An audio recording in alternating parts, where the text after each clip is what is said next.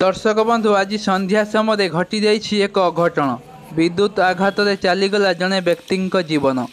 सूचना प्रकाश कि आज संध्या समय बालेश्वर जिला सिमुलिया ब्लॉक अंतर्गत कनईबिंधा पंचायत मानसपड़ा गाँव उपेन्द्र पंडा पुओ उमेश कुमार पंडा बयस पखापाखि 45 से निज घरे खराब होइतिबा टीवी प्लग को मरामती करुथिबा समय अचानक विद्युत आघात लगिबा परे से गुरुतर आहत होई प्राण हराइथिबा सूचना रही।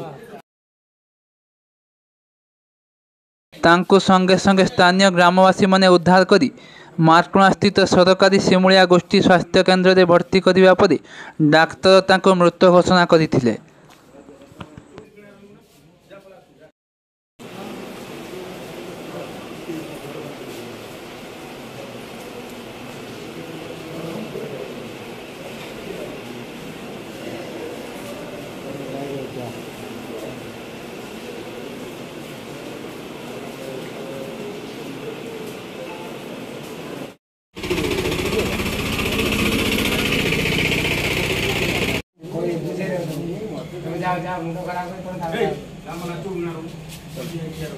हम जाऊ